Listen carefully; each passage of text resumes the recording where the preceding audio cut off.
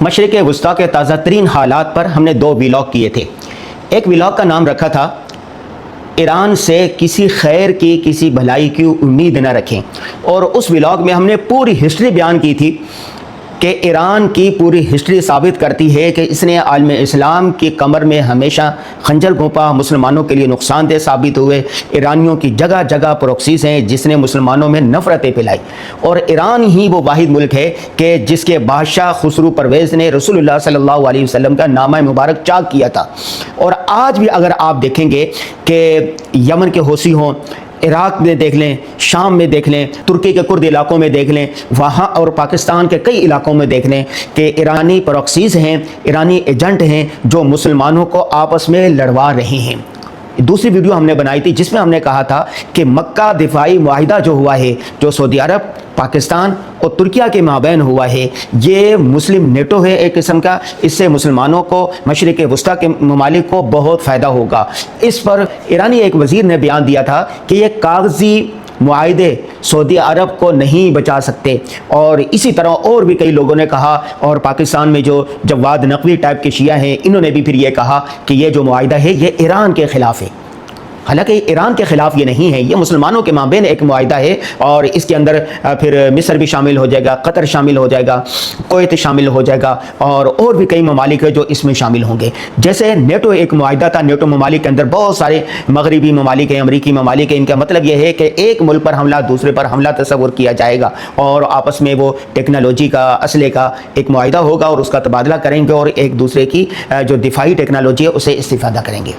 لیکن جب یہ ایرانی لوگوں نے یہ کہا کہ یہ ایران کے خلاف ہے، تو اس کے بعد ترک وزیر خارجہ نے یہ کہا کہ یہ معاہدہ کسی ملک کے خلاف نہیں ہے، نہ ایران کے خلاف ہے۔ پاکستان کے جماعت اسلامی کے حافظ نعیم الرحمان نے تو یہاں تک کہہ دیا کہ بھائی ایران بھی اس معاہدے میں شامل ہو جائے، ایران ہونا چاہے تو شامل ہو جائے۔ دیکھیں مسلم ممالک میں جو 57 مسلم ممالک ہیں ان میں 5 ممالک ایسے ہیں جن کی فوجیں منظم ہیں، مضبوط ہیں۔ پہلے نمبر پر پاکستان کی فوج، دوسرے نمبر پر مصر کی فوج، تیسرے نمبر پر ترکیہ کی فوج، چوتھے نمبر پر ایران کی فوج آتی ہے جو دفاعی لحاظ سے مضبوط ہے۔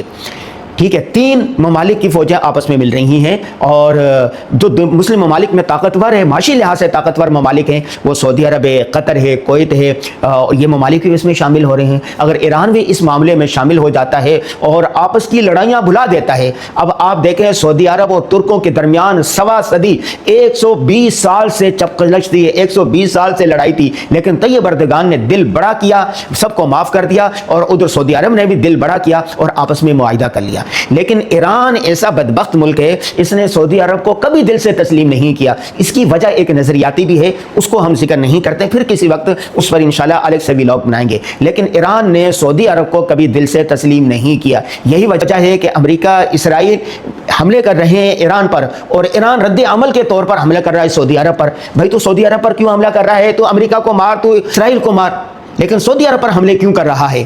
تو اگر ایران پرانی ناچاکیاں بھلا دے اور نئے تقاضوں کو سمجھتے ہوئے اسی دفاعی معاہدے میں شامل ہو جائے اور سعودی عرب کو دل کے ساتھ تسلیم کر لیں، تو مشرق وسطیٰ جو دہتا انگارہ بنا ہوا ہے وہ ایک قسم کا امن و امان کا گہوارہ بن جائے گا۔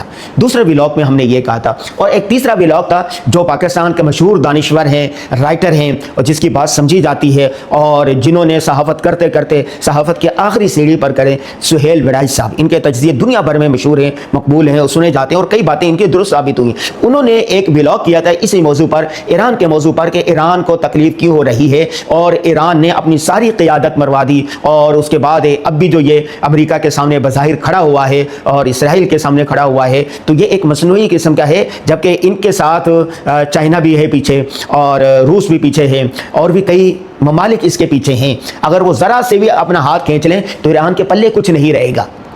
تو یہ ایک اللہ نے بھرم رکھا ہوا ہے ایران کا، ایران کی بہادری کا ایک بھرم رہ گیا ہے۔ ایران کو چاہیے کہ اس بھرم کو برقرار رکھے، تو گھیدڑ بھپکیاں نہ مارے، اور خام خواہ ایک جو ابھی اس کی عزت رہے گی اپنی رہی صحیح عزت کو ختم نہ کرے۔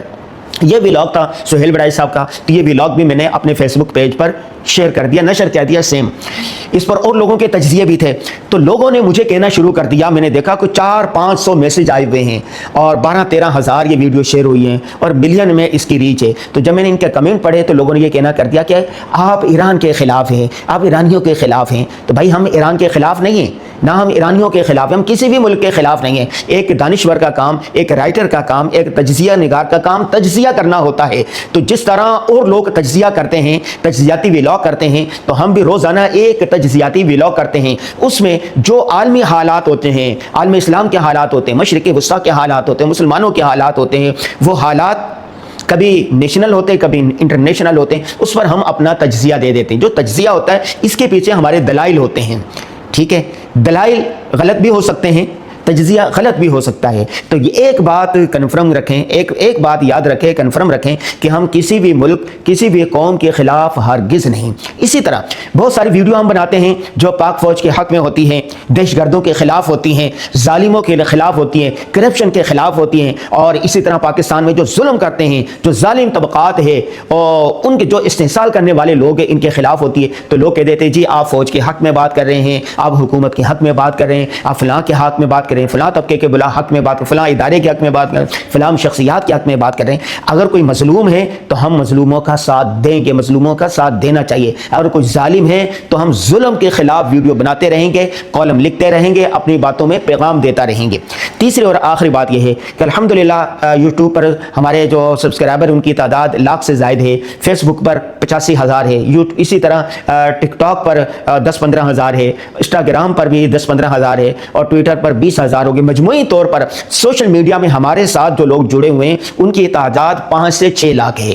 5 سے 6 لاکھ لوگ جو ہمیں سن رہے ہیں، ہمیں فالو کر رہے ہیں، اپنے مسائل ہمیں بتاتے ہیں، اور ہم کوشش کرتے ہیں کہ ان کے مسائل حل کریں، اپنے غموں کا مداوع کرتے ہیں۔ ہمارے پاس جو علم ہے، ہمارے پاس جو فن ہے، ہمارے پاس جو مہارت ہے، یہ سب اللہ کی عطا ہے، ہم میں کچھ نہیں ہے۔ وما تشاءون الا ان یشاء اللہ، اللہ کا شکر ہے، اللہ کا فضل ہے کہ اللہ تبارک و تعالیٰ جو دل میں ڈالتے ہیں، جو حق اور سچ اور صحیح بات ہوتی ہے، وہ ہم ہمیشہ وہی کرتے ہیں اور وہی کرتے رہیں گے۔ اور اس معاملے میں ولا یخافون لومۃ لائم، ہم کسی کی ملامت کی کوئی پرواہ نہیں کرتے، ہم اللہ کو جواب دہ ہیں۔ اللہ نے ہمیں جو علم فہم سوچ دی ہے تو ہم اس کا صحیح حق ادا کرنا چاہتے ہیں اور کر رہے ہیں، اس میں انشاءاللہ کبھی خیانت نہیں کریں گے آپ کے ساتھ۔